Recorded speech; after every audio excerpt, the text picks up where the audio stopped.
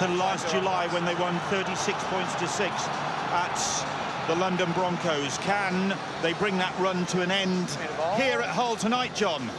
There's two buzzwords in professional sport. I couldn't mind what you're watching.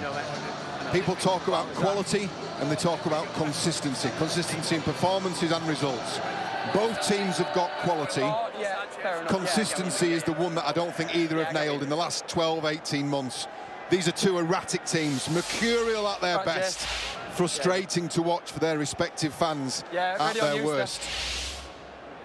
Stay behind, boys. Yeah, when you think of the talent that they have at their disposal, the resources that they have at their disposal, they've got to deliver. That's certainly the feeling among the supporters. Warrington, of course, have had their successes in the Challenge Cup, but the big one, the Super League crown, has eluded them. Warrington have to go back to the 1954-55 season for their last championship crown. We're underway. Hull in possession with Tavita Satai, who immediately starts the offload and immediately prompts the knock-on, and Scott Taylor looks daggers at his fellow front rower.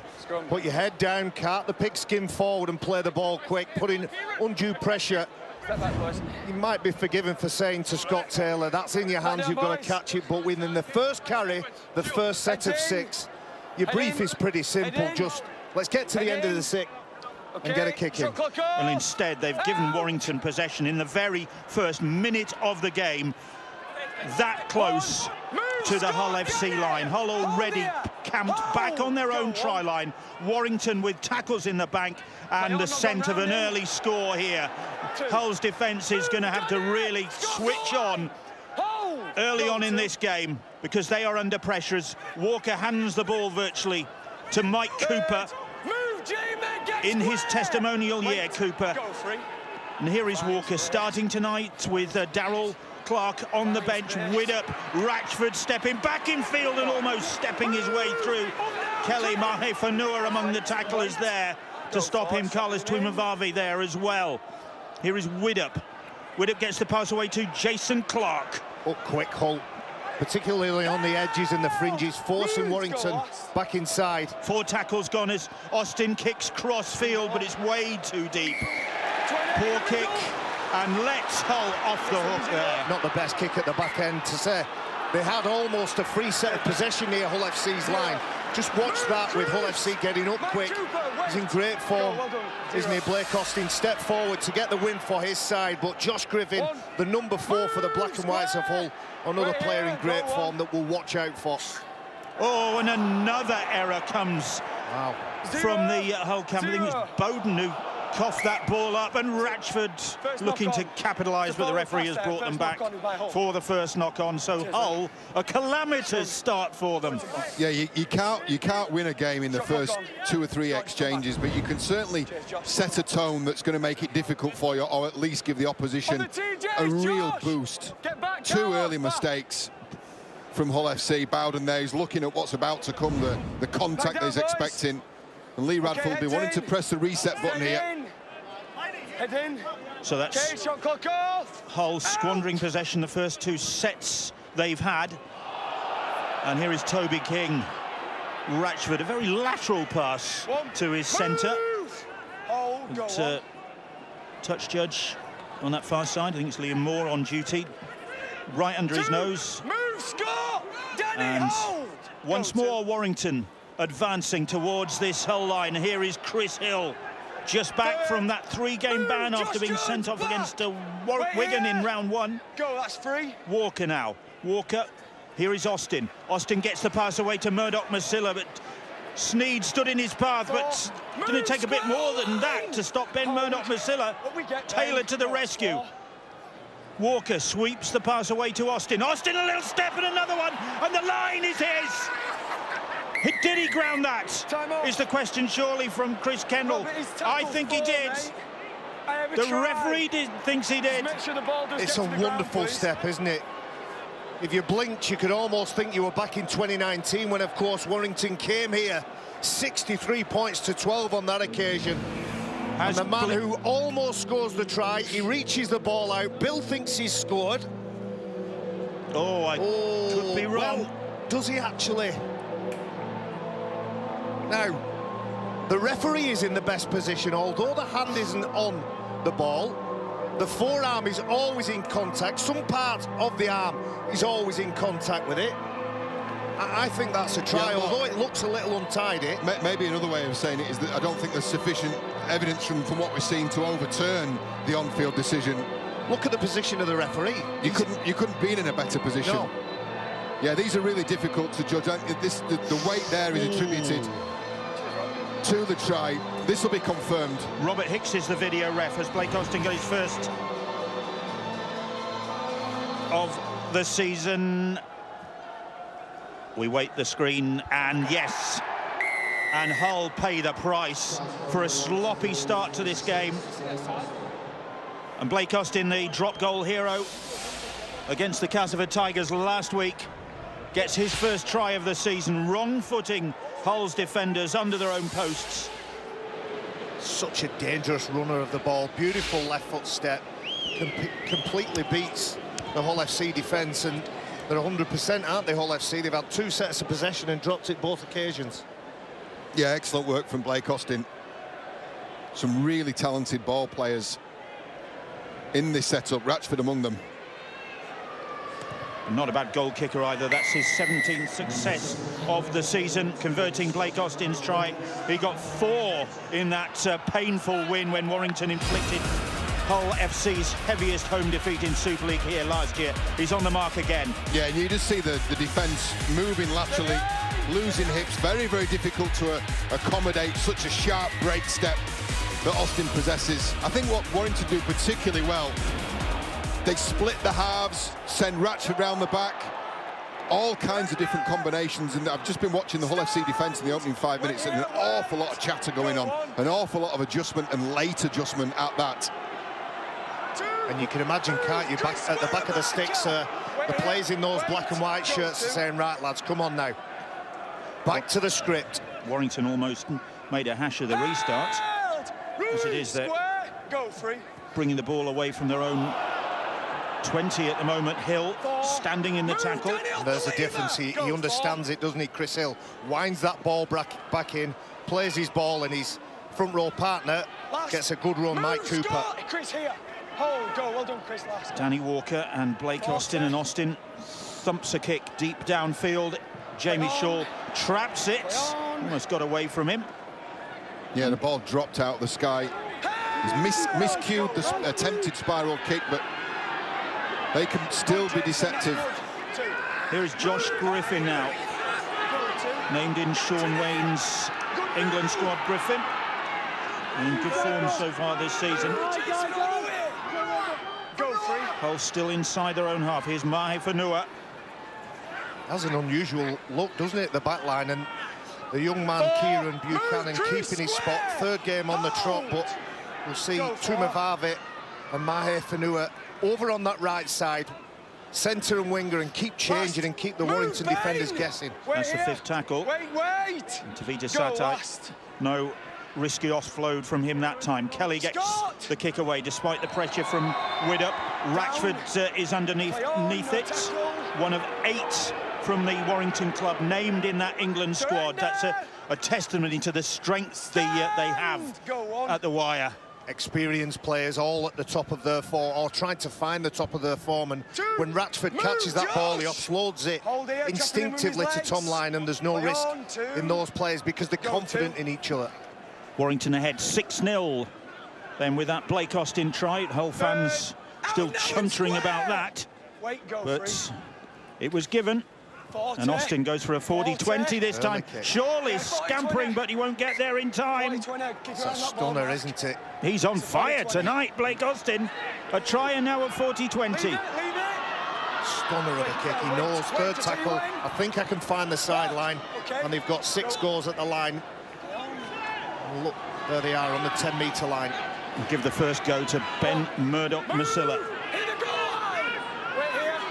who takes them to within about 8 metres of that Hull try line. And here's Chris Hill, and Hill almost finding a way through. Taylor and co manning the barricades, but Hull struggling to cope with Warrington early on here. That's better to stop Mike Cooper in his tracks. The best pass there for Mike Cooper. The murder ball. Walker, Austin gets the ball away to Widdop. Widdop quickly on Rashford over the top. Line him one-handed basketball style back in field to Toby King. King turns. Tuimavave sticks to his task, makes the tackle. 10 metres out or so. Rashford onto Widdop. Widdop, Austin. Little skip. Nice work for the ball. Back to Charnley. It was Gelling's pass. Austin kicks cross field. King climbs for it, and Taylor couldn't take it. Where's he gone? He says it's in the hands of Hull FC. Well, relief for Hull FC. They've managed to defend that particular phase and period there. They've put a lot of work in.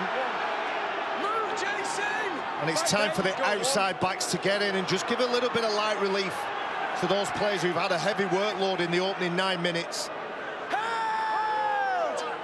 Mahe Fanua taking him on all on his own there. Houghton with the run. Hull fans appealing for the penalty. Nothing coming. Off goes Kelly. Vivid footwear. That's the first penalty of the game. That's really well worked from Albert Kelly. It's not his forte, is it? You know, he's a fantastic ball player, but he is strong in the tackle, and he's forced a really timely penalty. Hull FC defence has already got through a mountain of work. Danny Houghton, 13 tackles made already at this early stage of the game. On this line, boys. So that's a welcome penalty for the black and whites and takes them into Warrington territory. Here is Josh Jones. One, move, bang! Oh, go on. Jones plays the ball. Houghton on to Sneed. Sneed to Scott Taylor. Danny back. Hold, Chris. Go to. Sneed calling for the ball.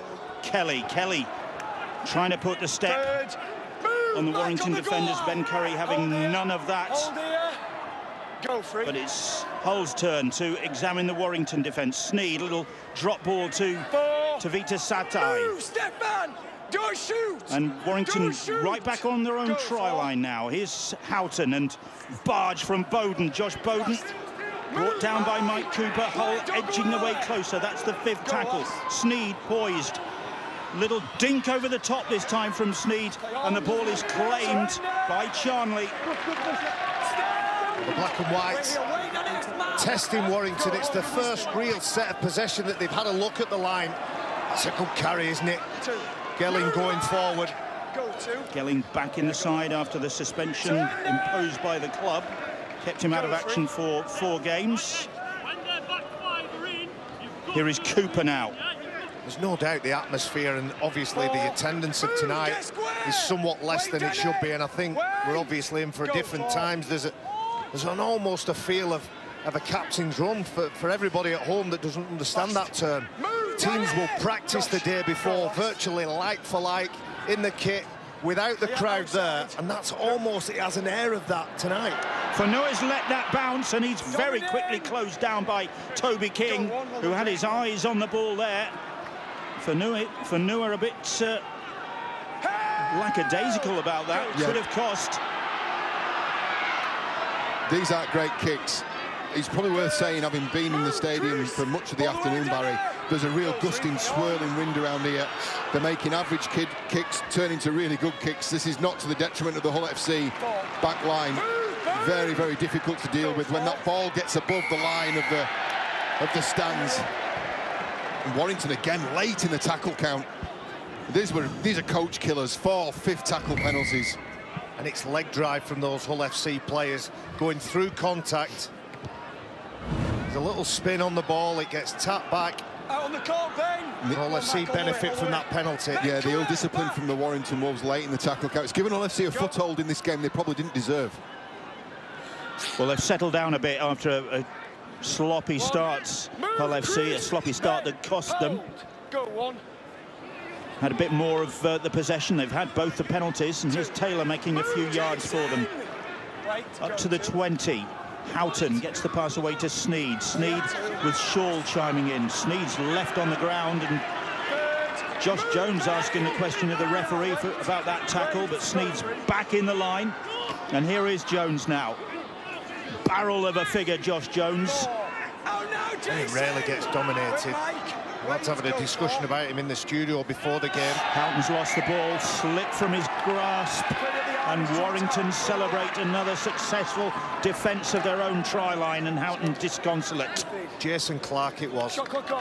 He's worth his weight in gold to this side. He does a lot of the untidy stuff. He's grabbing at the arm, in the opinion of the referee, Chris Kendall.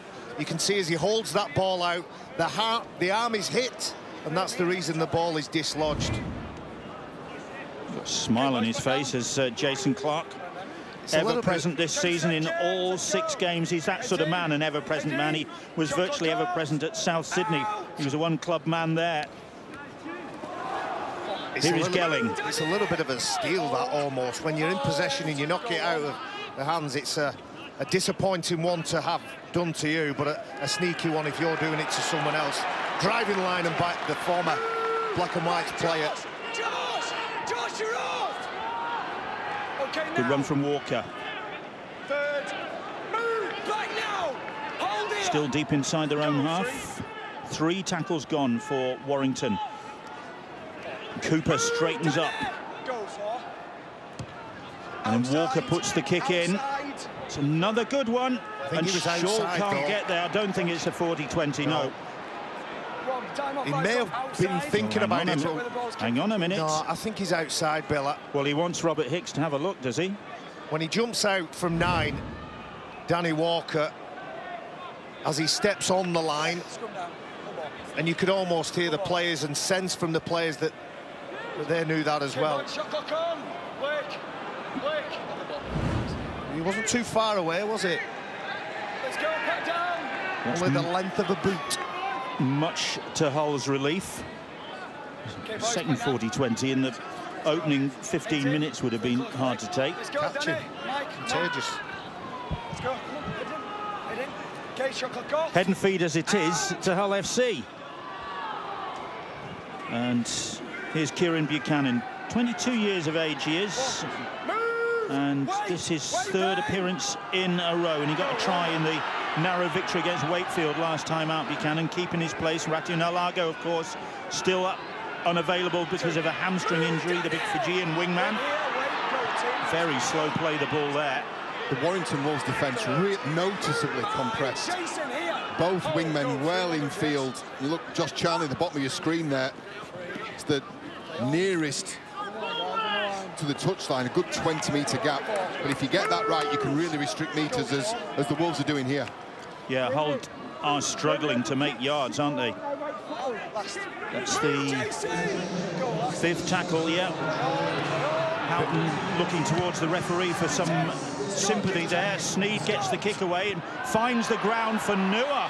He's chasing it, but instead it's going to come up for Toby King, and King, just as he was about to take on Sneed, loses his footing, but Warrington quickly turning defence into attack, and here is Ratchford. Ratchford heading for the sidelines, but manages to stay in the field of play. Does ever so well there, but Widdop's going back the same way. Well, it's a chaotic set, isn't it?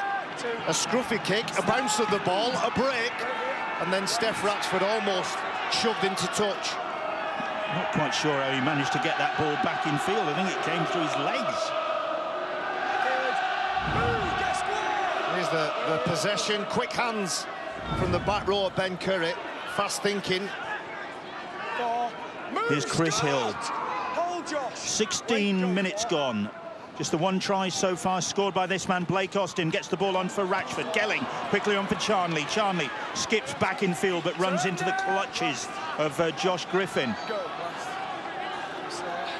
Austin will kick crossfield, not too deep that, and it's going to come up for Mahe Fanua after all that.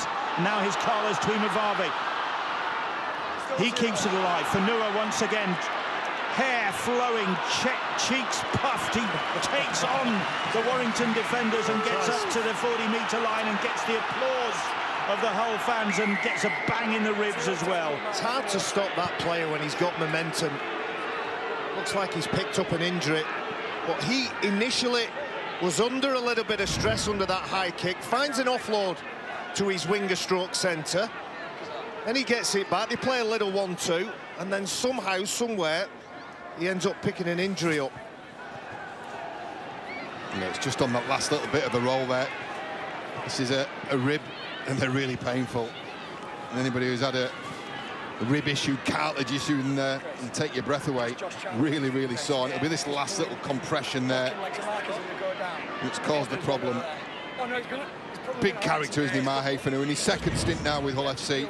Spent a bit of time with West Tigers in the NRL under the tutelage of Michael Maguire, former Wigan coach. But he's back here in East Yorkshire, and he's making his presence felt. He's got 3 tries in the last 2 games as Fanua, but Lee Radford, he's got enough injury problems as it is. He's got 8 first-choice players out tonight. They do have a deep squad, don't they, Lee Radford's side? You look at if they've got 8 players missing, they don't look too weak. There isn't too many players that wouldn't get a job anywhere else in the league. Well, that's what they say. It's not a 13-man game or a 17-man game these days. This is a squad game. This is a full-blooded contact sport, and you're going to need to draw on your reserves. And it's a really fine balance. Fanua taking his time to get back to his feet.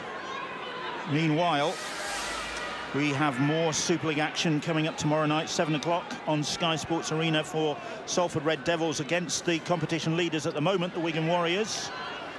And there's action from the south of France on the Sky Sports YouTube channel, 4:55, Catalan Dragons against the Leeds Rhinos, and it's available on the red button on Sky Sports Action.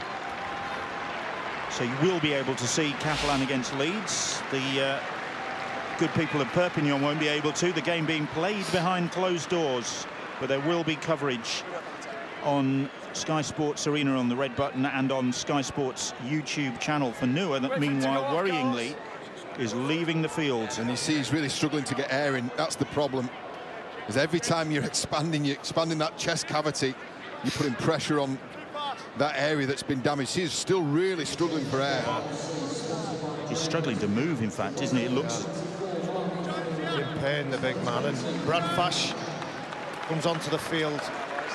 That is a big blow for Hull, isn't it? Yeah, maybe looks like Josh Jones has gone over to that right side. Let's go. Might play in the centre. Yeah, it's a blow, not just because of the loss of Mahe Fanua, but like you said, they're juggling around. They haven't got a centre to drop in to that position, and I think a moving Josh Jones, which is probably the best option that Lee Radford's got, takes a lot away from that left edge attack. So the problems continue for Hull FC. That's better from Taylor. 40-metre line. Warrington ahead, 6 points to 0. Here's Kelly now. Fanua, we hear, is on his way to the dressing rooms, and another penalty against Warrington. Although the compressed Warrington, there's been a number of occasions where they've fell off contact. There've been players behind the player of the ball. They've had probably 3 players involved, so that might be something that Steve Price will look at half-time. Hull have tapped the penalty quickly. Here is Scott Taylor. Taylor driven back. Jason Clark among the tacklers there. Here's Houghton. Sneed. Trickery from him. Shaw. Buchanan. He's about 5 metres away from that Warrington try line. Here's Sneed now. Sneed under Fash, who's on the field. Move, get square. And they're that close. I beg your pardon. It's Jack Brown, the 19-year-old, who's on, and Sneed gets the pass away to Taylor, and Taylor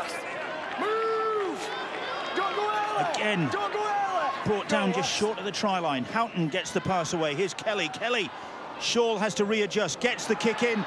Tuimavave was chasing, and Ratchford has to concede the goal line, drop out the first of the game. Good pressure from Hull. Yeah, it's a nice improvised move there from Jamie Shaw. The pass didn't go to hand, either just a shuffle there, but a good second option, and he's going to get another set of 6 for his team. Goal line dropout chance for us to go downstairs and find out about the situation with Mahe Fanua from Jenna. Yeah, it is a really bad situation. I just spoke to Hull's physio, and he has broken his rib, has Mahe Fanua. Lee Radford already without 8 first-choice players. Well, Mahe Fanua becomes the 9th one. That is It's terrible. Yeah, that sounds painful, doesn't it? It's a compression injury, and you can't bandage ribs, you can't splint them, you can't bandage them, you can't put plaster casts on them. That'll take some time to heal. Problems mounting for Hull FC, but can they cause problems for Warrington now? Here is Kieran Buchanan now. Big hit on him. And he's struggling to get to his feet after feeling the impact of Ben Murdoch-Masila. He's still on the ground, and Buchanan struggling. The kick comes in though, and Widdop again has to concede territory, and the goal line dropout. And that's an early kick on tackle 3. I'd like to think that Hull FC have set that up, but the hole presented itself to Mark Sneed, who's a very accomplished kicker. Here's the hit by Ben Murdoch-Masila.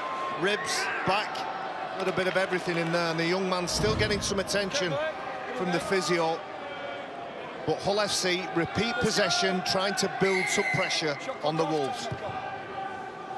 Austin, goal line dropout, and went past Shaw, and then Taylor has to turn and retrieve it, and they could have been a bit more proactive there, Hull, couldn't they? I'll tell you, there's no such thing as a bad kick tonight. If you strike that ball and it gets in the air, the wind and the conditions inside this stadium are going to turn it into something devilishly difficult to deal with. Spoken like a true winger there, Wells. It's a bit windy.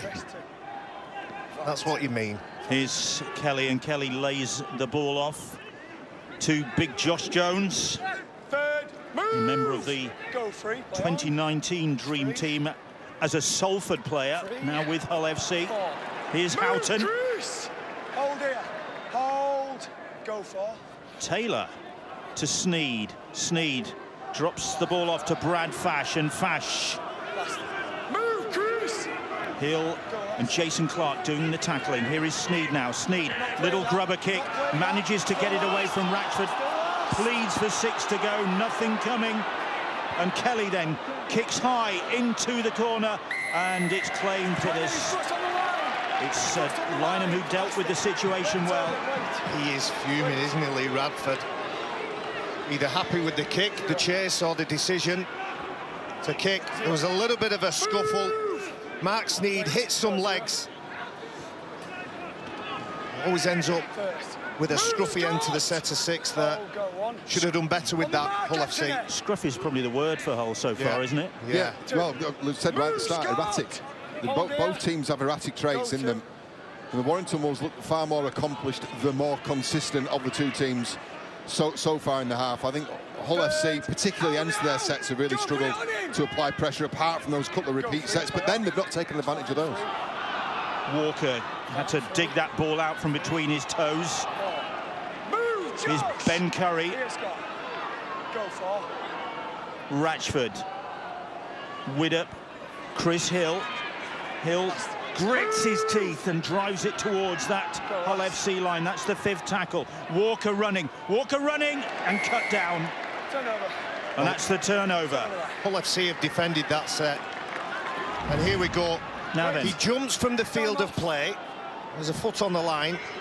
The referee said that possession should go to Warrington, and you can see the frustration from Lee Radford. Well, he jumps from the field. But if his foot's on the line, that's in goal. So he's watching that live. The reason he was frustrated, he's felt his side maybe badly done too.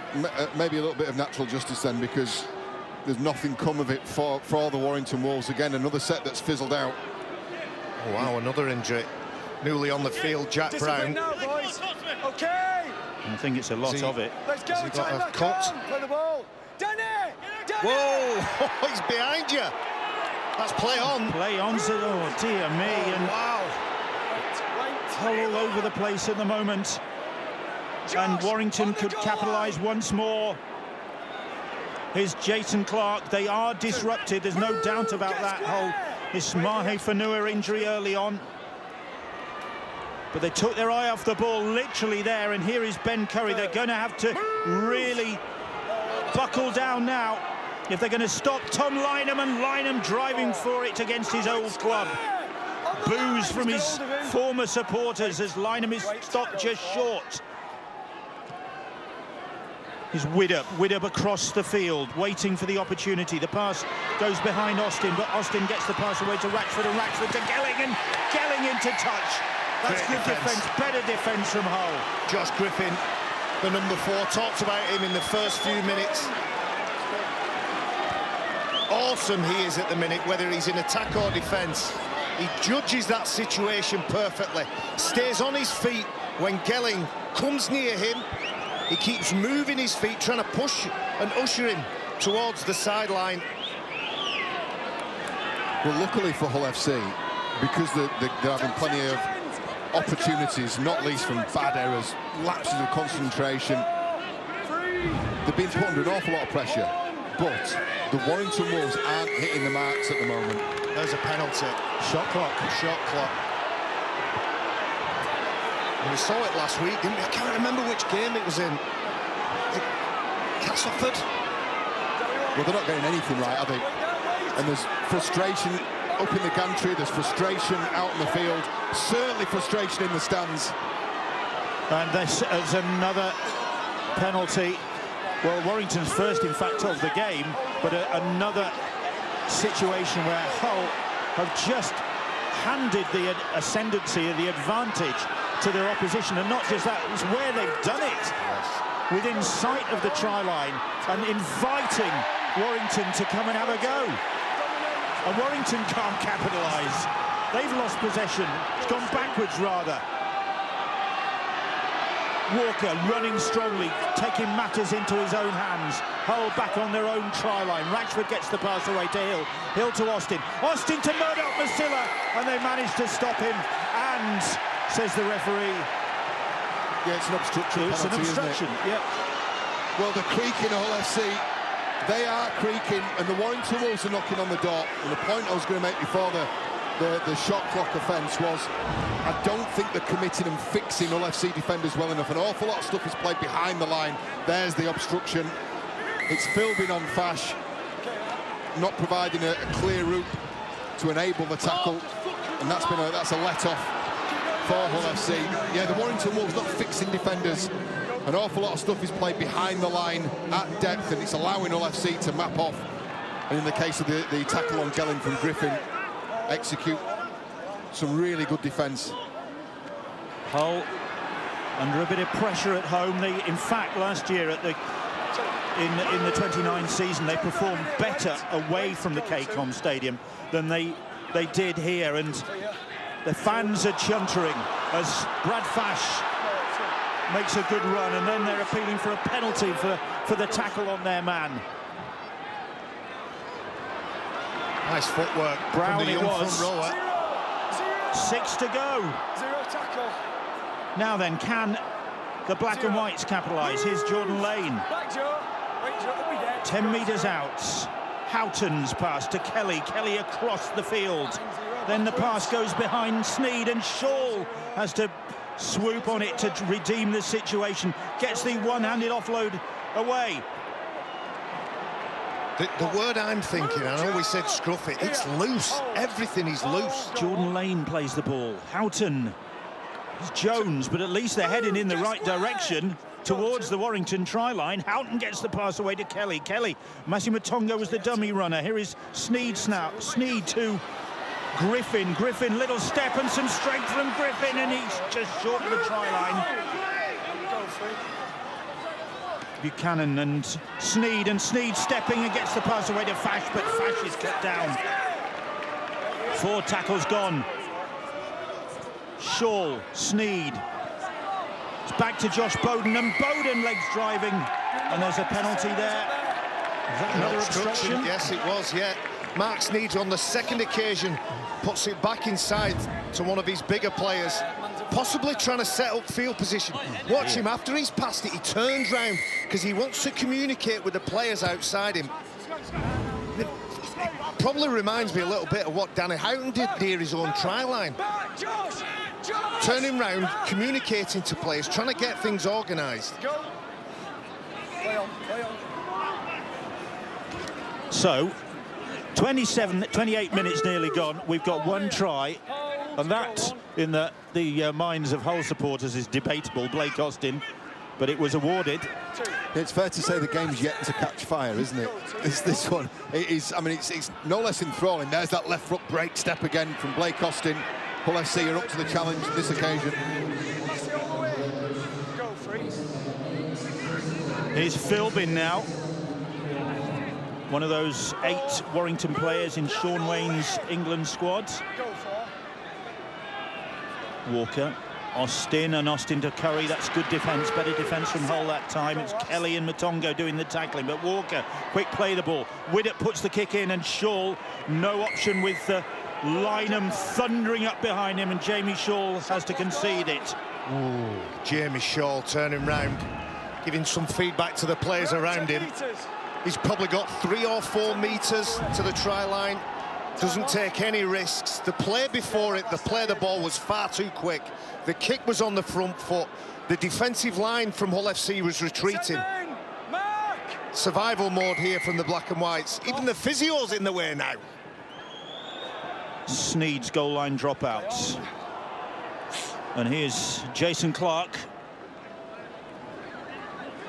One. Move, get square. 3 of them to bring him down. Sitaleki Akawala now. Oh, this is a creaky defence, a really creaky looking defence, holes all over the place. Austin, looping ball over the top, and no way could Charnley get that. What are we watching? What are we watching? Wow. Shot clock on.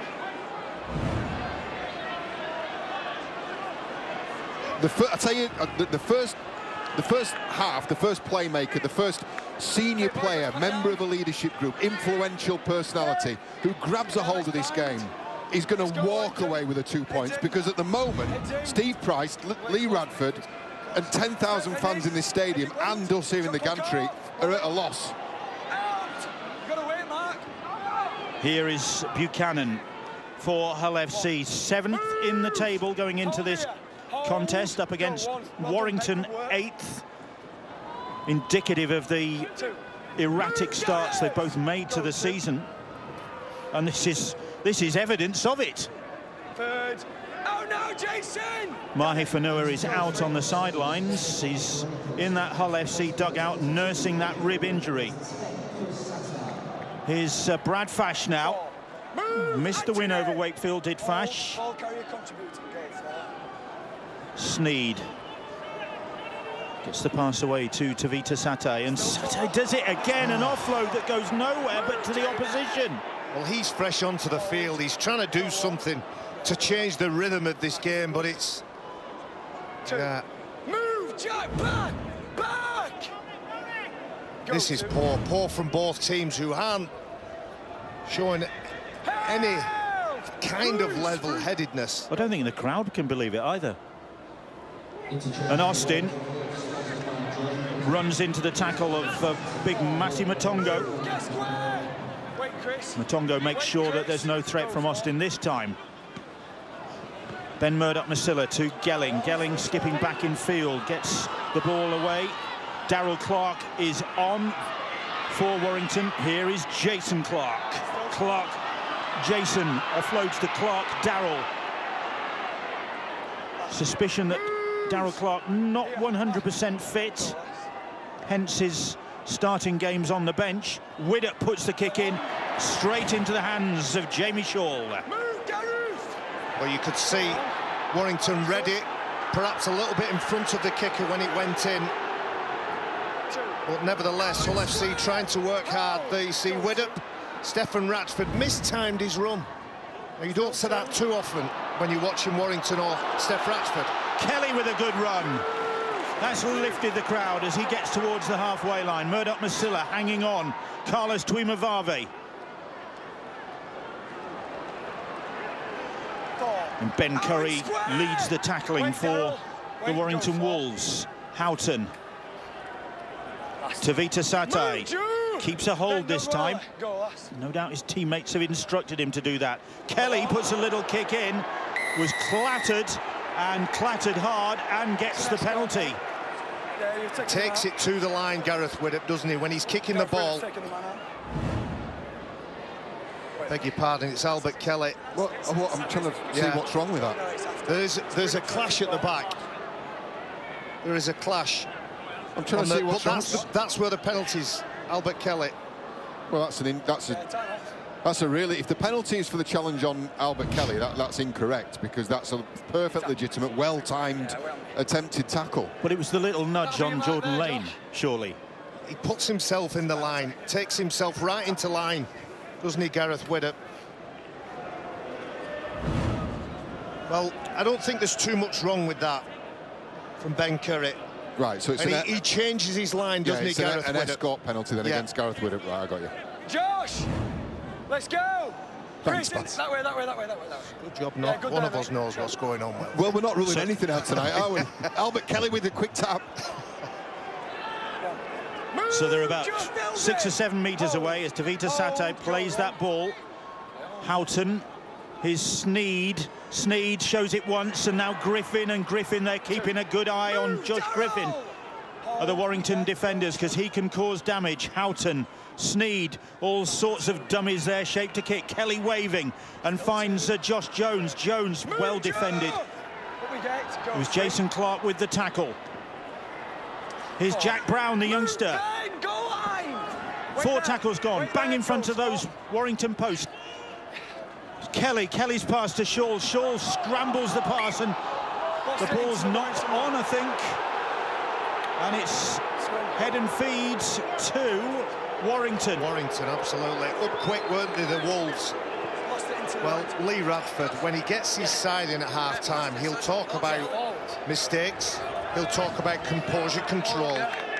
He might even remind them that if you look after the things you control, you'll give yourself a chance in this game. I've lost count of the times passes have gone behind players.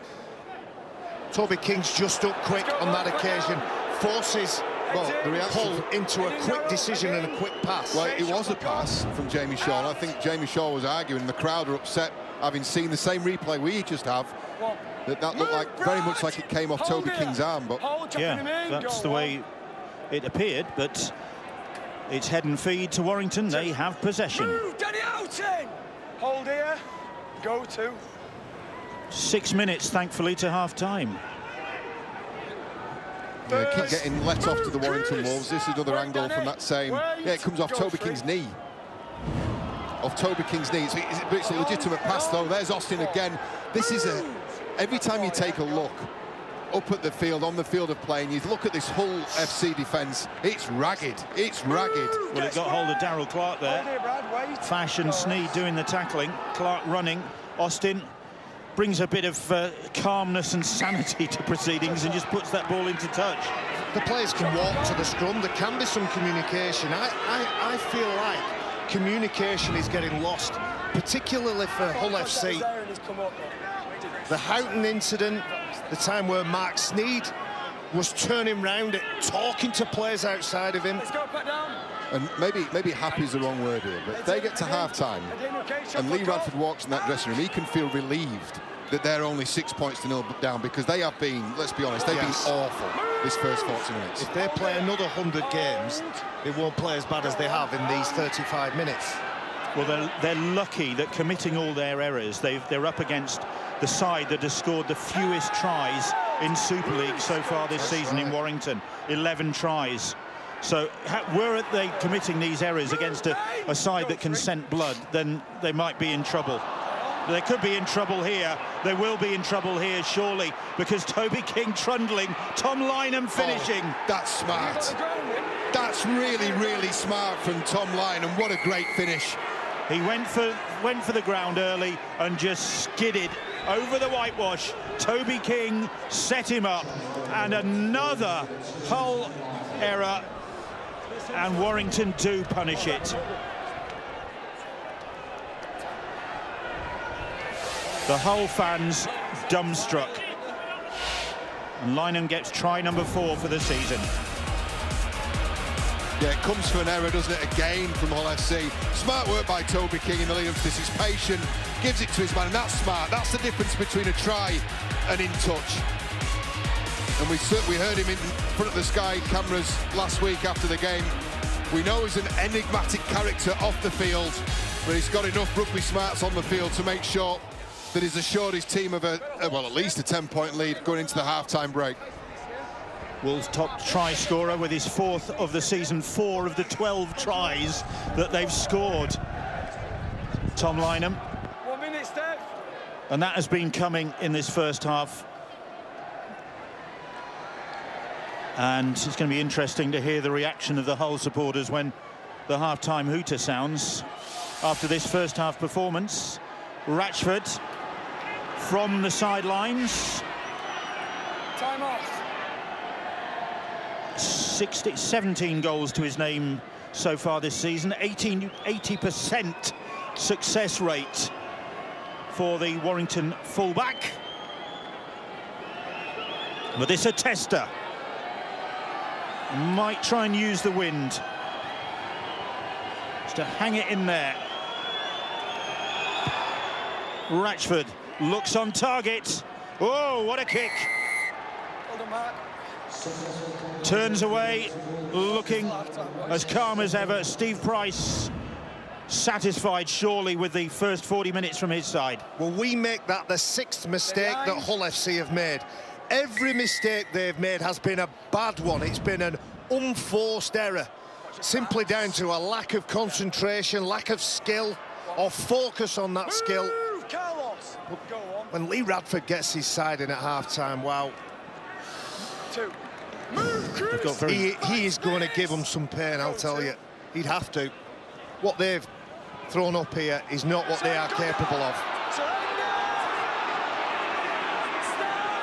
They'd have completed at 50%. So in every possession that they've had in this first half, they've only managed to get to the end of the set and half the occasion.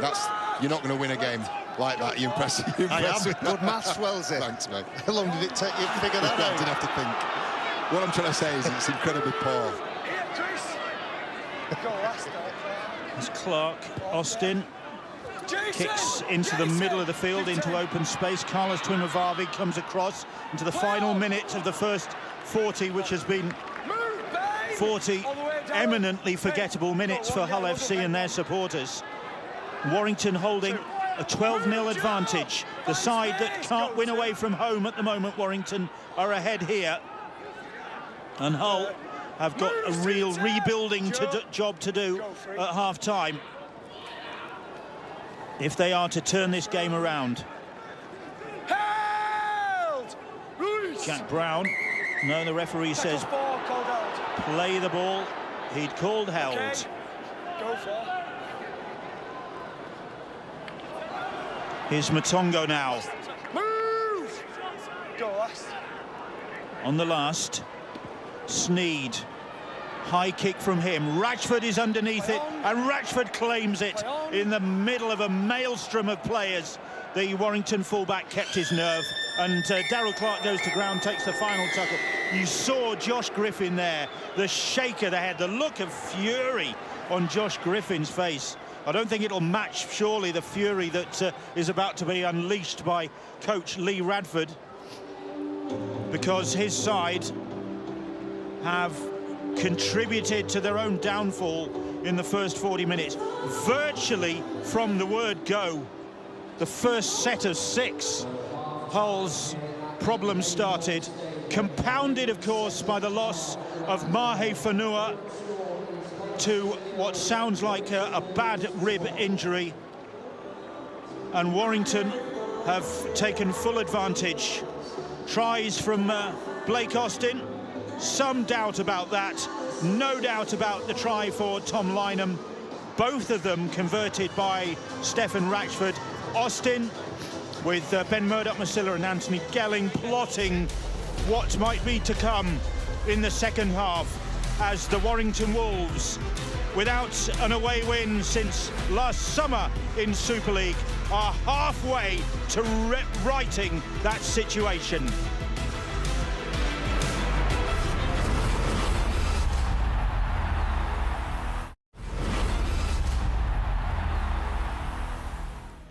Welcome back to the KCOM Stadium in Hull.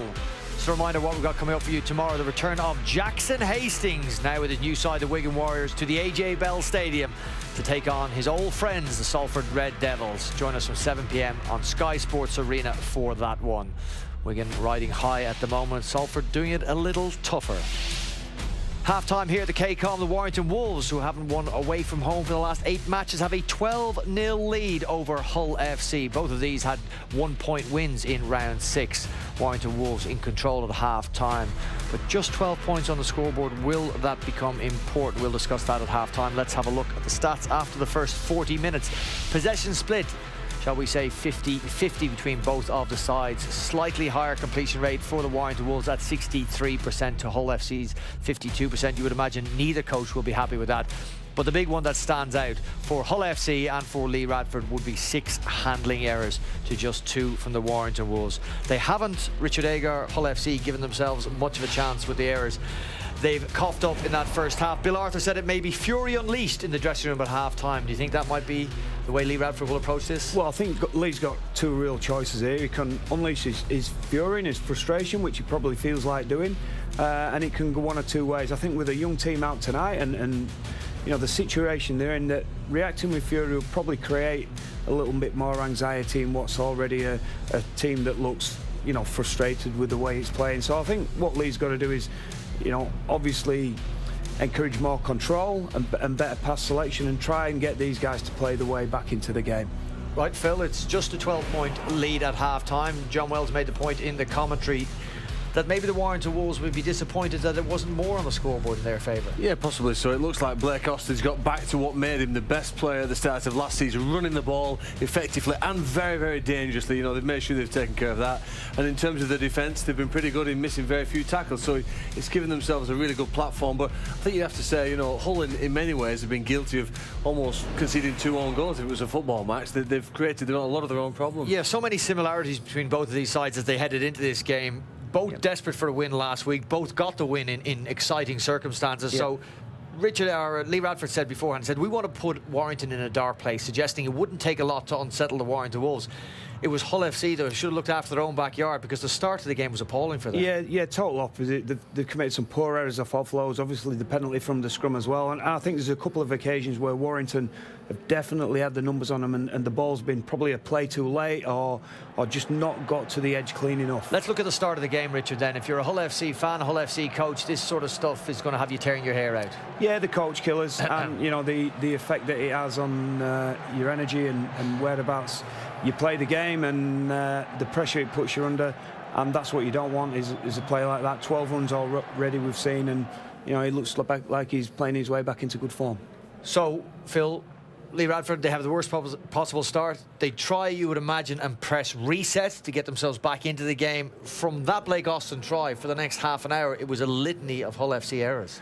Yeah, and I guess sometimes that happens in rugby league, doesn't it? One mistake then leads on to another, and you try even harder, and they get under pressure. How do you snap that? The message comes on: listen, carry on, stay relaxed, carry on trying what to do.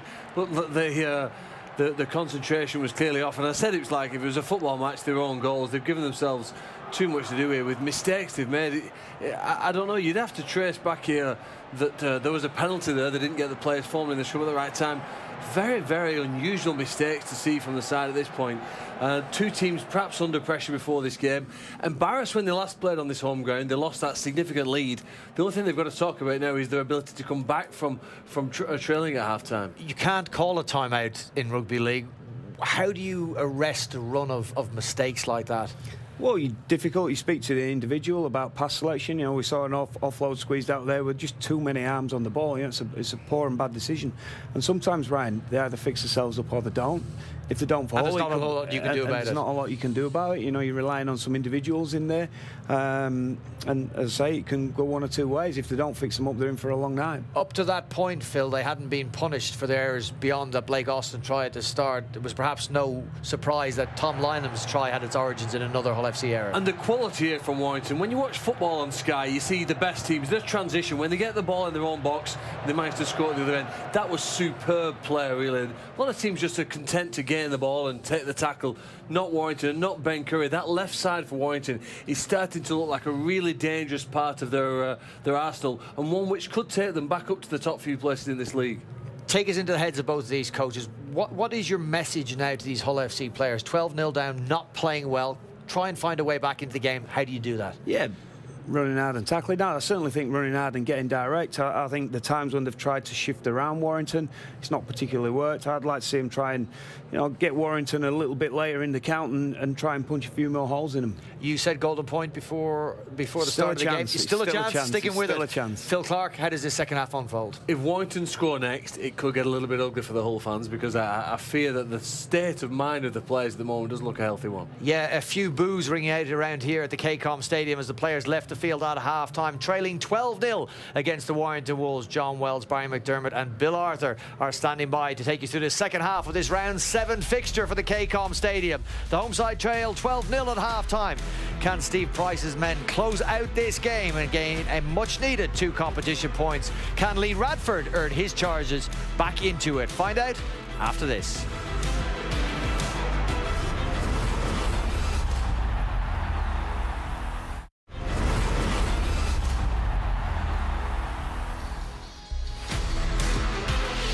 Second half coming up at the KCOM Stadium with Hull FC looking to turn round a 12-0 deficit against the Warrington Wolves.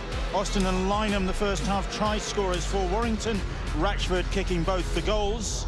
And Hull FC hardly offering a threat to Warrington's defence. I cannot think, Barry McDermott, John Wells, of one moment when they looked at all threatening in attack.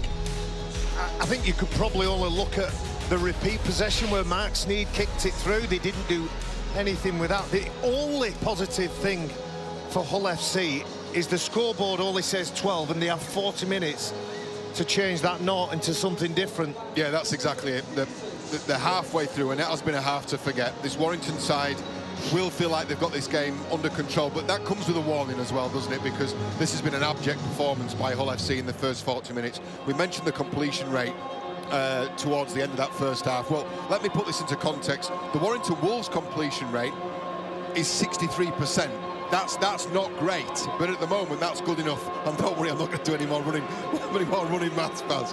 But 52% for the home side is really, really poor. And Steve Price will be very, very pleased that with a completion rate, as I said, of 63%, he's managed to go in 2 scores in front. An awful lot for this team to work on.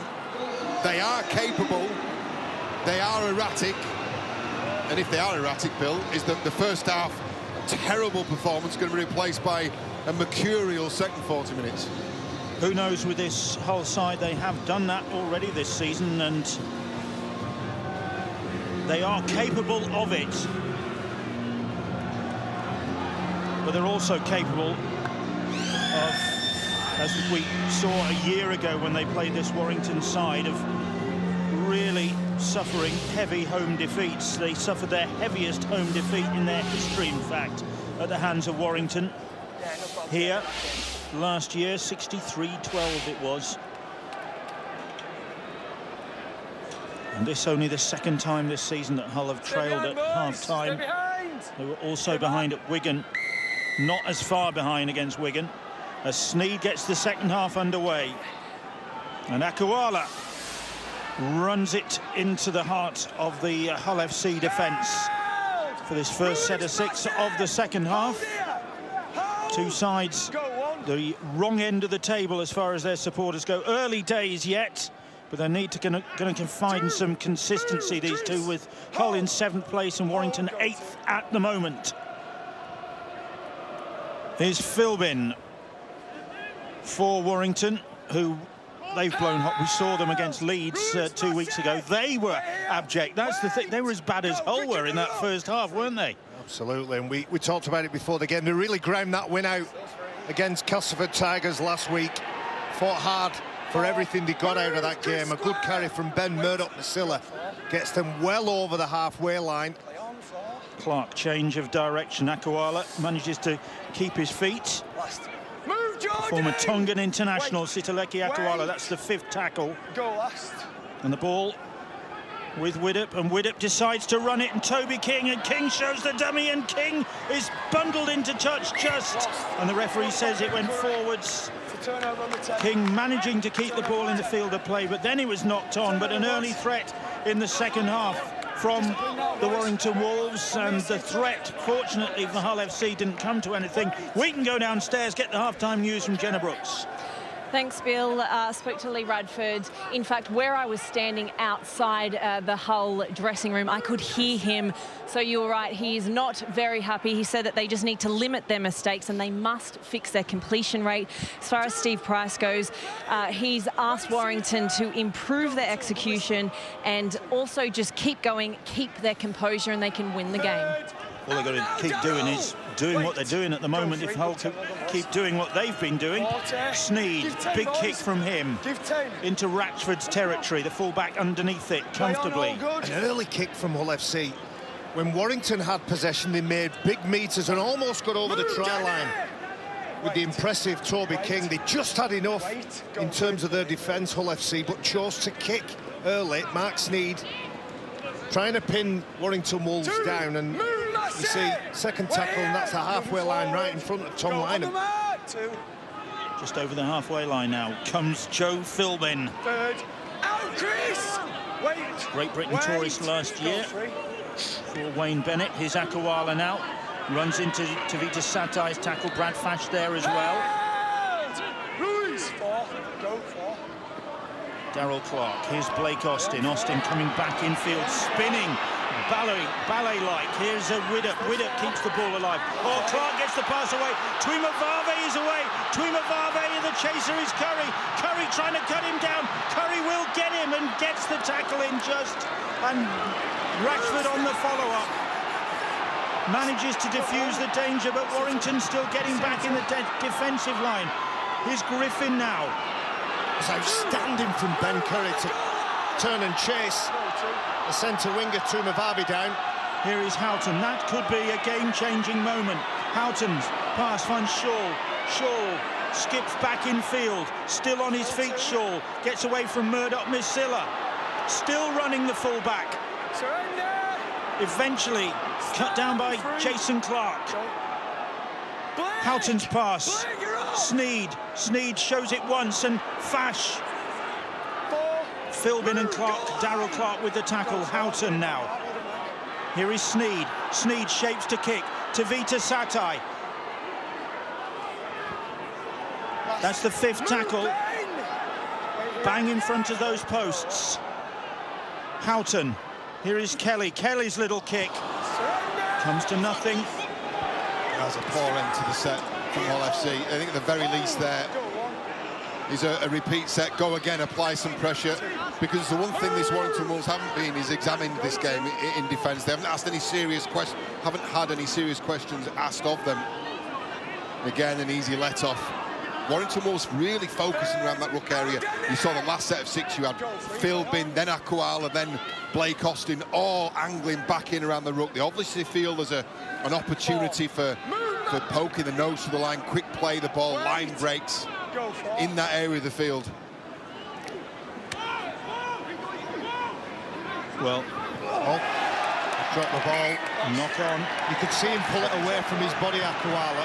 He must have thought he could get the offload away. Something Richard Agar said at half-time. Too many arms, too many bodies around the player in possession. Do you know, Ben Curry, who's had his issues fitness-wise, had those 2 knee reconstructions. Sometimes they take a graft from the patella, sometimes from the hamstring, but there was nothing wrong with his hamstrings there. Turned round, got on his bike and saved his team what could have been a certain try. Head and feed to Hull FC, just inside Warrington territory. Here is Brad Fash. Murdoch Misilic brings him down. Massimo Tongo now. Former Academy Player of the Year here at Hull. Houghton. Restless crowd, hoping for better from their side, but Curry has snapped that up. He was chasing back in defence, and now he's in attack, the second row. Having a wow of a second half so far is Ben Curry. Well, a nod to Mark Sneed there, because whatever Ben Curry can do, Mark Sneed can do as well. Clark, but Toby King. King's kick, and back in defence is Josh Jones. First tackle, Toby King. He must have been confident that he could chase that ball. But those are the players, if they come off, they are spectacular. If they don't, well, your teammate, your teammates, your coach is asking questions. What was going through your mind? Why did you decide that that play was on? And that's exactly what he's saying, or words to that extent. Here is Josh Griffin now. Griffin, nice one-handed offload. But Kieran Buchanan is heading for the sidelines. Buchanan's trying to stay in the field of play. His teammates are trying to keep him there. It's a rolling ball. He's gone backwards. Well, I tell you what else it is. It's the last tackle. Shaw has lost the ball. This is... That'll be one, that's one. All over the place. Do you know what I can hear in my head? The Benny Hill music. Yeah. I'm still debating whether we need Coach Mike. Because that would have been very interesting. Here come Warrington. Now then, what will Toby King do this time after he's been given he'll get the offload away and Widdop will get the try. That's what he'll do. That's what he should have done first time, maybe. He heard the words of his coach from on high. There was no kick this time from Toby King. It was a pass, and that's more like it, says the coach, more calmly this time. He's some player, isn't he, Toby King? We've got some wonderful athletes on display. When, hopefully, eventually this game settles down and we get to see them in full flow, I think we've got two of the best centres who are maybe just outside that England 13 or 17 if it's picked. Josh Griffin, Toby King, two players with tremendous futures in the game. Look at this, last play, the ball gets snatched out of the hand of Jamie Shaw. Warrington moved the ball right side to left side. Gareth Widdop takes it, gives an early ball to the centre, who passes the ball around the body of Albert Kelly. And he's trailing along, isn't he? Passes the ball, stays in the frame, backs up the centre and collects a wonderful offload from the centre. Second try of the season for Gareth Widdop, having got a try in round 4 against the Toronto Wolfpack. And Ratchford with the conversion attempt. What a game this has been. A virgin on the bizarre. And Ratchford has missed for the first time tonight. Looks to the skies. He's furious with himself. What qualifies as bizarre in your world, then, if this is this virgin on bizarre? A penny for his thoughts. Gareth Widdop won't mind. And Toby King with the try assist. That was a special offload, actually. He was criticised heavily by his coach the play before. You don't want to kick on the first tackle. You don't want to know about my world. Weird and wonderful, isn't it, Bill? Well, I don't think the Hull fans can quite believe this. It hasn't got any better. There's telltale signs all over this. The last possession Hull had in Warrington territory, the first tackle, the acting half got up and was looking for someone to pass to. There was a disorganisation, a lack of communication. Jamie Shaw running on the last tackle in his own 25. It's just, these things are unforgivable. And I'm just looking at a very important player for the Warrington Wolves. Blake Austin looks like he's struggling. Saw him just holding his wrist. He's uncomfortable. He's been carrying it for a couple of minutes. And they're carving their way through now. Ratchford turning, looking for an offload, gets it away to Ben Murdoch-Masila, and Murdoch-Masila gets the ball to Gelling, and Gelling, has he got that down or has he lost it? He's knocked it on, says the referee. Well, I think we've seen everything. We've seen everything now. That from the sublime to the ridiculous. Does that go down to as a try saver from Mark Sneyd and an attempted strip? He's done that on purpose. He's using the body weight and momentum of Gelling to snatch that ball, but I felt certain the pass before was a little bit forward. Is that a trip? That's a trip.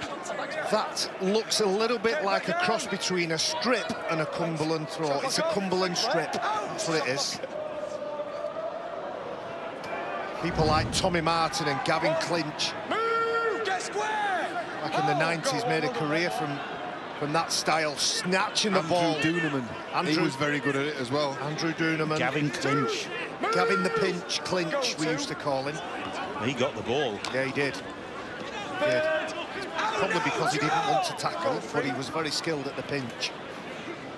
Well, that was a let-off for Hull FC, who trail here 16-0. Still a long way to go in this game. Still, if they could just turn things round and put their game together, it's not beyond them, but there's precious little sign of them doing that as Sneed launches that ball into the night sky, and Toby King is underneath that. He's had a fine start to the season, apart, his coach will say, from that rush of blood and the kick. He's taken the ball well, but there is no way inside the 10 that a receiving player should not be under pressure. That attacking right edge for Hull FC, there should somebody up there challenging for the ball. No, he's contributing back. Go free mark. Here's Philbin now. And concentrating again on that ruck area. Darryl Clark went through on the last possession. Here he is again. Making easy yards, Clark. Oh, gets the offload away once again, but this time it's straight into the hands of Jack Brown. Well, his head was virtually on the ground then, wasn't it, Darryl Clark? Here's Buchanan, and then that's the penalty goes Hull's way. Hull FC will take this possession. You can see Mark Sneed just gesturing to his side. Right, let's settle down, put something on, put something constructive on. And you can see that Clark with hands on. The referee doesn't like it. Okay, boys, back on me. And blows his whistle. So a penalty for Hull gives him a chance to reverse the trend in this game. Here's Matongo, good leg drive from him up to the 20-metre line. Sneed now. Brad Fash cutting back in field and then straightening up. Darryl Clark makes the tackle. Here's Jack Brown. Brown gets the offload away to Fash. Fash to Sneed. Sneed. Griffin straightening up and taking them on himself. Murdoch Masilla down low, doing the tackling. Jordan Johnston gets the pass away to Sneed. Sneed to Kelly. Kelly running. The ball goes to ground and goes forward. I think he does a good job there.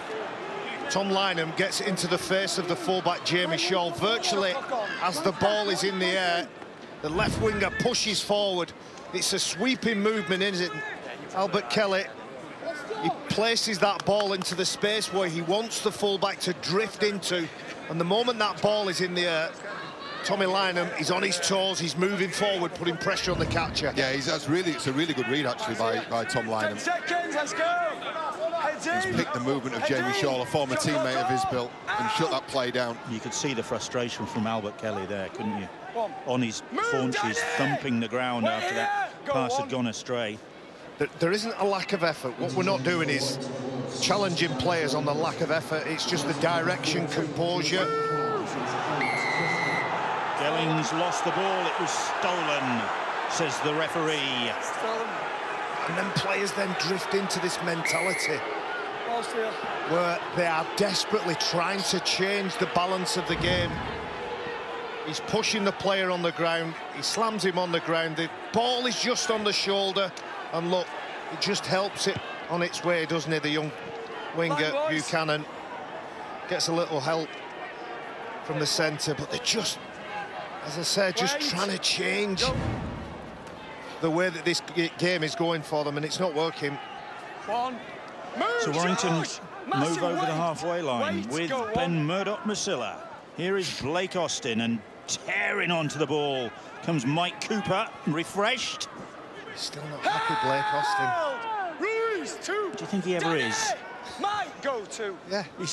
He's always chuntering, though, isn't he? He's looking at the referee, looking for a different interpretation, maybe. That's his role. Hold. Trapping him in, trapping him. Back! Get back! Slow play the ball there. Warrington looking to the referee. That's the ball carrier. Slow up. It's Philbin now. 4. Move massive! 15 metres or so out. Hull backtracking once again. Here is Austin. Austin onto Widdop. Widdop, nice ball. Gelling this time, no mistake. Gelling gets the try. Warrington extend their lead, and the small band of Warrington supporters who've gallantly made the journey celebrate the sight of their side extending their advantage here at the KCOM Stadium. And well done to those Wire fans who've made the journey. And as far as they're concerned, they're seeing a good game. They're seeing the side into a 20-point lead. Nicely fixed up. The key for that was Blake Austin. Widdop only had to fix his man in turn, but that was all created by this subtle movement there, that straightening of the hips, releasing Widdop.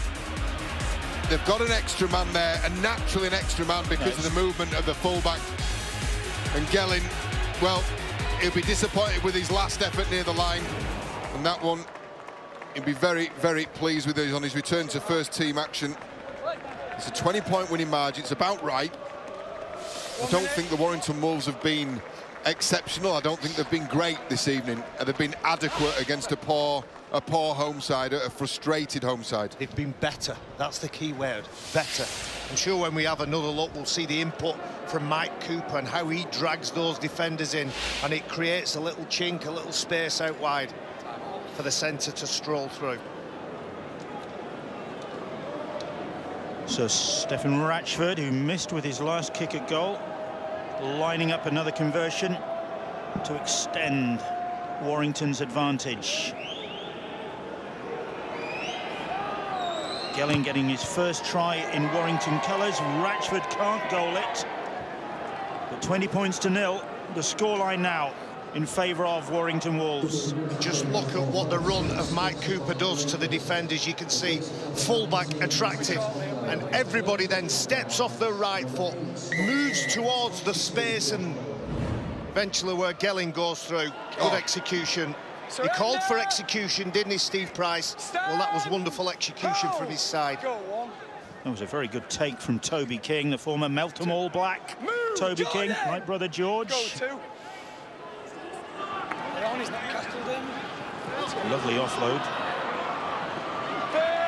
from Darryl Clark, it was. Found Ratchford on the halfway line. Widdop. Here is Chris Hill now. Do you know the irony leading into this game into the 7th round? Hull FC sitting in 7th place, Warrington in 8th place, and Hull FC had scored twice as many points as their opponents so far this season. 6 to go, says the referee. Hull's pass went to ground, didn't go forward. Warrington's pass went to ground, didn't go forward. Hull couldn't capitalise on it. And so Warrington have it back. They shouldn't be in this position.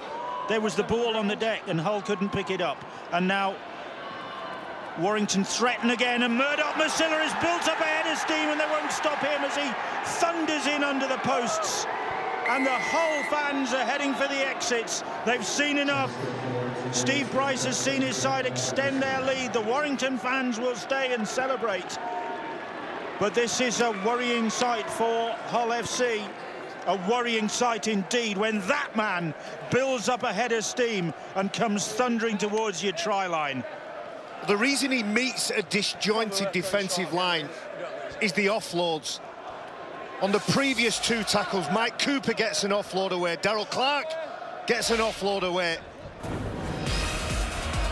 Mike Cooper there, taking the ball forward, places it back to Darryl Clark, uses his footwork. He gives the ball early, and by going sideways across the defenders, what Blake Austin does is make people work a little bit harder. Offload, pass, and then when Big Ben gets this ball, look at him, he knows what's coming. He slides through the gap and accelerates under the H's.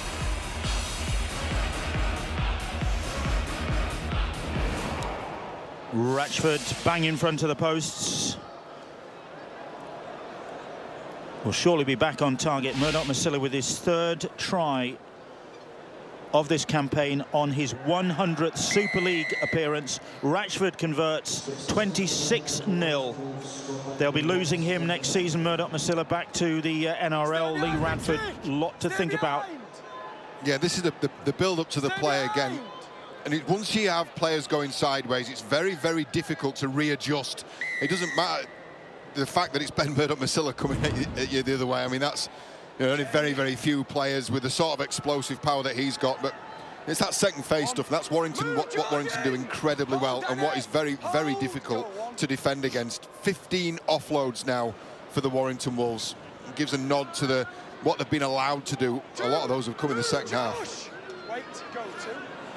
More Super League action coming up tomorrow night. Jackson Hastings and Jake Bibby will be going back to their old club, Salford, with the Wigan Warriors, the competition leaders at the moment. 7 o'clock tomorrow night on Sky Sports Arena for that. And don't forget that you can see the Catalan Dragons against the Leeds Rhinos on Saturday evening, 4:55. The game being played behind closed doors, but we will have coverage on the Sky Sports YouTube channel and on the red button on Sky Sports Action.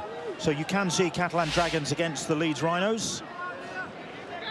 We're starting to see a little bit of composure from Warrington. We saw the setup from Blake Austin that released Ben Murdoch-Masilla, and on that occasion Gareth Widdop on 4 tackle steps up just 25-30 metres downfield with a kick over the sideline, and everybody's allowed to walk to the scrum.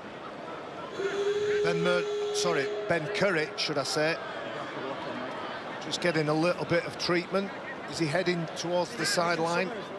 Yeah, it looks as though Jake Mamo is going to come onto the field. Okay, boys, let's put down.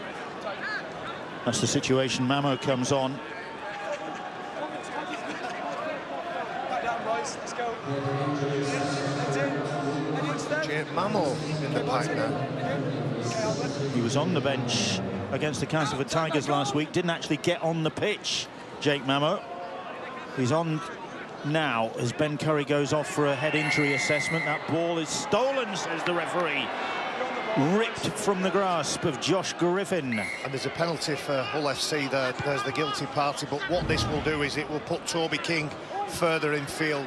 No spoiling, boys. Come on. Like when Toby King plays in the pack, like he's a versatile player, but his pace, his skill set, just one position further in just adds a little bit more dimension to the Warrington side. Hull trailing 26 points to 0. The last time they were nilled was at the Magic weekend at Newcastle in 2017 in Justin Holbrook's first game in charge of St Helens, and Saints won 45-0. And what a try Tommy Makinson scored in that game. Oh, what a calamity. Taylor's knocked on. Handling errors for the home side. We make that 11 now. There's not a lot you can say, really, is there? Players 20 seconds, lads. who don't normally make mistakes with this regularity are all doing it on the same evening, aren't they? Kieran Purtill having a word in Lee Radford's ear, trying to come up with some remedies. But of course, Fanua is off. Mahe Fanua with that rib injury since midway through the first half. It was a significant injury, that, as well. I don't mean the injury itself, but what it did to that Hull FC team, forced them into a reshuffle, a reshape, lose a body in that sub-rotation as well. So don't discount or underplay the effect that had, but I don't think that answers this, what we're seeing, what these Hull fans have had to watch and endure for over an hour now. Widdop withstands the challenge of Kelly. Here's Akwala now. Taylor with the tackle on him. Sneed with a hand in. Here's goes Gelling and Austin. Austin, little grubber kick ahead. Ratchford will chase it, and Ratchford dived He's for got it this, Bill. and claimed it. The fans at that end of the ground, the Wire fans, reckon that their man might have got this ball down. Chris Kendall thinks so as well. Barry McDermott thinks so. But what does video ref Robert Hicks reckon? Did Stephen Ratchford get there in time? It's a good kick. I was just about to say the difference between the two sides has been when the halfbacks, Widdop and Austin, have stepped forward. There's been more quality. As the game has grown old, does Steph Ratchford get a clean put down on that? No, he doesn't. I told you he didn't get that down, Bill. I told you. But you didn't tell me with such conviction. That's why I thought that you hadn't told me, even though you had. Well, Albert Kelly can stop digging that hole for himself, because I think at first he thought he'd given up an absolute sitter. Yeah, it's just the bounce of the ball, Steph. That's what's done you. Unfortunately, the ball's kicked up. Otherwise, that would have been a try, and it would have been a reward for a good, really good committed kick chase. He actually gave the signal to Blake Austin as well. He did, Put it yes. in the hole. He could see Jamie Shaw was shallow. Good communication between the 6-7, the 1, and at the back end of the plays, although they haven't been perfect, far from it, the Warrington Wolves. Their completion rate just falling down a little bit now, 56% we have it, but they've put pressure, they've built pressure on Hull FC, and of course, Hull FC have handed over fundamental basic mistakes and given possession away. Here's Josh Jones. Third, move, J-Mama! Hold, go free. 40-metre line in Warrington territory. Houghton, can Hull FC at least avoid a nilling on home soil? Hold. Jordan Johnston wrestling to get to his feet, the Whitehaven-born hooker. And now here comes Griffin, and Griffin gets the pass to Shaw. Oh, and Kelly couldn't take Shaw's pass. Kelly went without it. On any other day, Albert Kelly catches that without the anxiety of the scoreboard and the dreaded performance that we are watching and observing. Sharp line by Griffin, full back in support. He has hold of it. Maybe he should have carried on digging that hole a minute ago. Dear me. Cooper, that was a big hit on Cooper by Jordan Lane. Blake Austin, here's Chris Hill now. The set itself from Hull FC wasn't bad, was it? There were plenty of decent committed line running, particularly from Griffin there, support on the inside, just that final pass, and the final catch. Here's Toby King now, that's the 5th tackle. Just inside Hull territory as Austin hoists that kick. Shaw is underneath it. And Hull bring the ball away. NRL season underway in Australia. And Justin Holbrook, we just mentioned him a moment ago. First game in charge for Gold Coast Canberra. And that's tomorrow morning, 7 AM on Sky Sports Arena. George Williams in action. And Saturday, 8:30 AM, the Sydney Roosters take on Penrith, fresh from their triumph in the World Club Championship. I'll be watching the Canberra game, the Wigan expats. Very interested to see how George Williams beds in there. Callum Watkins playing for the Gold Coast. I think he's kept his position.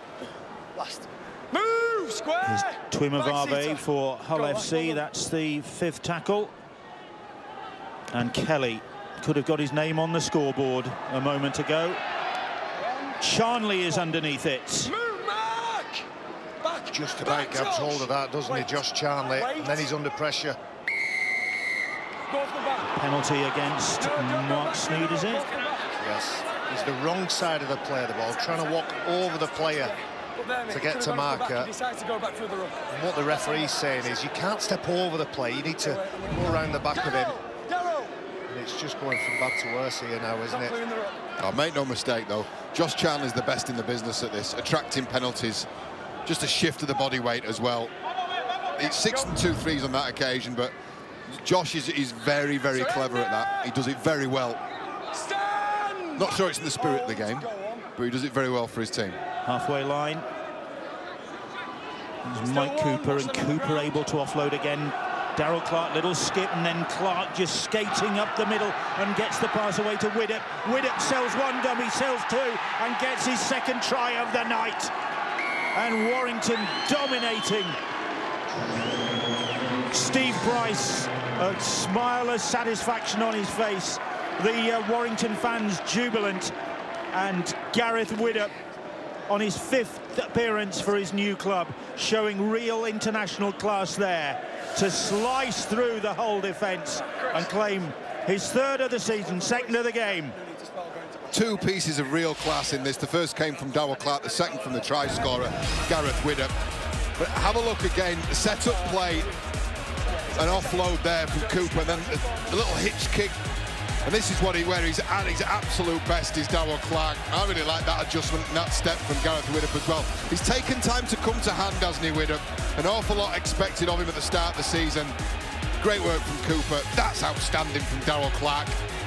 He's caused Hull FC problems from the minute he came onto that field. And then eyes up rugby from Gareth Widdop. He sees out the corner of his eye a gap in front, and he's under the sticks. Ratchford, 4 from 6 from him with the boots. And 32-0. Not quite as painful as last year's record defeat in Super League at the hands of this Warrington side. 63-12, Blake Austin 4 tries, but this is pretty painful. It's beautiful, isn't it? When he gets the ball, you can see he holds it out. First option is kicking it, second option is passing it, but the one he eventually goes with is his run and drifts into the space, gets himself a try for the night. And Phil Clark in the studio at half-time said this might get ugly. Well, it is very, very ugly indeed. First time Warrington have scored 6 tries in a game this season, and it's really improved their try-scoring stats because they went into the game as Super League's lowest try scorers. Well, this has gone some way to remedy that. And don't forget, they nilled St Helens as well early in the campaign. Yeah, they haven't nilled Hull yet, but there's not much sign of Hull doing much damage, is there? The damage is being done for Warrington when the ball... Oh, Austin is through! Austin! This time he's got that down without any doubt. He'll get his second of the game. And the Hull fans, those that are still in the ground, make their feelings clear with a chorus of boos, jubilation from the Warrington fans. It's going from bad to worse for Hull. It's a very satisfactory night for the Warrington Wolves and their coach, Steve Price. There's the joining jack signal from Blake Austin, but the meters that are being made at the side of the play of the ball, penetrating runs with leg drive. The ball is being offered. The offload is there if there is a support runner. If it isn't, Warrington seem far more happy to play the ball, and there's very similar to the Ben Murdoch-Masilla. Hull FC players chasing, moving sideways. Blake Austin with that lovely step, keeps going, can see the try line and gets himself 4, maybe 6 points. Lovely stuff. Desperate attempt from Jordan Johnston to stop Blake Austin, but he couldn't do so. And Austin, well, the first one was dubious, there was no doubt about that one. Stony-faced. Well, that's your Hull FC coach. Your 2 marquee signings there when Warrington need them. You know, getting their season back on track, some kind of consistency. Widdop and Austin both with a brace. Gareth Widdop has taken over the goal-kicking duties and continued the momentum. 38-0 the scoreline. And it has been a horror story for Hull from the word go, really, this. Yeah, great peripheral vision as well from Blake Austin. He sees Brad Fashel, Jordan Johnston on the inside. And again, hard chasing. He's put his foot to the floor to try and put some pressure on him. Well, he's too good for that, too cute. Late in the day for the short kickoff, and even then it comes up for Warrington, who must enjoy playing here. Widdop it is who's got the ball. I mean, Warrington scored 63 points the last time they were here. They've got another 38 here tonight. Happy hunting ground. And the way that Blake Austin has played, he's turned up here with those memories, that muscle memory, the residual feeling that he got when he played here last time, and everything coming off for the Wolves now. Cooper, it's Chris Hill who's cantering towards the Hull line. Austin, Akawala again. About 25 metres out, so Hull, well, next up, a tricky assignment for them because they're away at Huddersfield, and Huddersfield will be looking to get back on track, having gone out of the Challenge Cup at the hands of Toronto Wolfpack on Wednesday night. Hull have knocked on. It'll be Warrington head and feed. Yeah, that's going to be a difficult trip for Hull at Huddersfield. Then they've got Salford at home. Warrington next up for them. They're back in Hull Kingston Rovers. And then they've got the Catalan Dragons at home, a game you can see on Sky Sports on the 27th. There you go. Next Thursday, we will see Huddersfield against Hull FC, 7 o'clock. Sky Sports Arena. See whether Hull can bounce back from this. They are an impressive side, Huddersfield Giants, aren't they? Move, Danny, square. Not so impressive last night. Apart from the Challenge Cup form, of course, Bill, thank you. Good win for Toronto, that. Here's Ratchford, Gelling. Oh, the ball intercepted, and Buchanan trying to keep his feet. Manages to stay in the field of play, but couldn't get it cleanly to a teammate. And Fash it was who pounced on the ball. Move, Ben. Does well, doesn't it? Go to. And his tippy toes, trying to stay in field. And I thought when Josh Griffin made that mistake, it's an offload from Warrington, the ball is available, and while he's trying to pick it up, he knocks it on, and that just about sums up the night for Hull FC. Everything they've tried. Go for. Thanks. Just A4. So Warrington back-to-back wins for them after a real narrow squeak Wait. Go last. against the Castleford Tigers. Well, no narrow squeakiness about this. Third successive home defeat for Hull FC. And Warrington, of course, this wretched away form. This will be their first away win in Super League for 8 months since a trip to face the London Broncos. Back in last summer in July it was. So a long wait for this away win. And it's come against an out-of-sorts Hull side, and they might not have finished. Is Jake Mamo in possession? We've got 4 minutes on the clock. Here's Austin, puts the brakes on.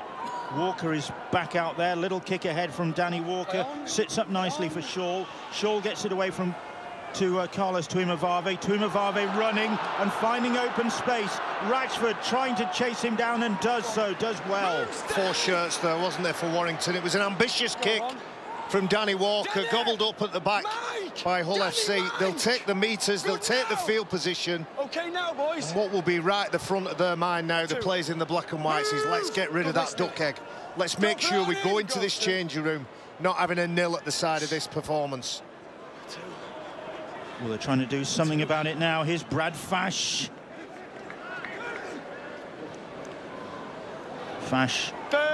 Walker gets a hold of an ankle and stops his progress. Well, Brad Fash has been one of those, I think, who can hold his head up. He has tried, full of effort and endeavour, enthusiasm throughout. Little run from Sneed, haven't seen much of that tonight. Here's Scott Taylor. Taylor gets the pass away. Oh. Brown was looking for an offload, couldn't get it away. Get the penalty, do FC. Time off. So, an opportunity On the goal line, boys. to at least get points on the board. Goal line. Here is Kelly. What's your halfback doing taking I was just thinking the same thing, yeah. What's going on there? Don't go early. Do not go early. So it's Kelly playing the ball. Johnston gets the pass away to Taylor. Taylor. Mark Sneed is the dominant voice and probably the only voice at the minute. Here is Kelly. Kelly quickly on to Lane. Lane, though, closed down. Coming up to the last couple of minutes. Warrington defending, which they've not had to do very often in this second half. It's been virtually one-way traffic, but now they are on the defensive. And here is Josh Griffin, and Griffin trying to use his strength. Gelling and Austin with the tackle. Buchanan finds Sneed. Sneed, little kick from Sneed, but it's straight into the arms of Widdop, and Widdop runs into the clutches of Brad Fash. Yeah, Danny Houghton had just signalled there. I think he'd actually run offside, but good cover work nonetheless from Gareth Widdop. He didn't know that, and he wasn't waiting to find out. Interesting from Warrington's perspective, there's 38 points in the bag, but I thought they managed that defensive set very well. They weren't asked an awful lot of questions, but certainly when Josh Griffin got the ball, just that adjustment on that right edge between Austin and Gelling, and it shows they've got some pride in this defensive line-up, this defensive setup. They've conceded, as it stands, 8 points in 2 full games of rugby. Cooper with the yeah, offload. he's been good, him, Bill. And Chris Hill to a lesser extent, but the damage when they've took the ball tight to the scrum, as we see a late mistake from Warrington Wolves, the damage and the punishing runs where they've made those tight defenders around the play of the ball in black and white shirts work, repeat efforts. There you can see it's just beyond the grasp of the big man. Time off. Who I think has put an 80-minute performance in. Good work from him, nice try, he took that well, showed good speed and acceleration, but Okay, impressive boys, efforts 10 from seconds. Let's go. Mike Cooper, Chris Hill. They'll miss Ben Murdoch-Masila when he leaves at the end of the season to join the New Zealand Warriors. Every team needs a player like that, either in the starting lineup, on the bench, that damages, bends defensive lines. Well, Hull, late show of attacking power from them. Griffin gets the pass in, and Buchanan will get in, and they will not be nilled. Ironic cheers from the fans who are still in the KCOM Stadium. Not a flicker on the face of the coach, Kieran Buchanan. Second game in succession he's scored, the young winger. Second try of the season. Well, it doesn't give much consolation to anybody in this stadium supporting the home team, but it does mean that they don't suffer the humiliation of being nilled at home. Albert Kelly feeds the skipper, Danny Houghton, who has worked tirelessly all night. 55 defensive efforts from the captain. Hits, spins, finds an offload. The space is created over on the edge. Kieran Buchanan doesn't have to do much. He just places the ball down on a night to forget for the black and whites. How angry, annoyed will Warrington be to concede in the final seconds of the game? The hooter has sounded, Sneeds failed with the kick. Warrington were that close to nilling one of their big rivals. Here's the point as well. Give this some context. The Warrington Wolves weren't great tonight. Yeah. They weren't great tonight, and there's plenty for Steve Price's men to work on. It's just they came up against an absolutely abject Hull FC side. I agree. We'd sort of had 5 minutes, and I didn't know which side had the capability to grind out that phase and that period, put some quality, put something together that challenged their opposition.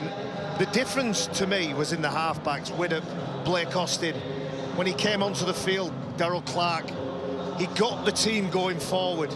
He bent that defensive line that was already a little bit fragile in the black and white shirts, but the big decision makers in the team, the people who control how the team plays, who touches the ball, when they touch the ball, and at the back end of sets, they were better.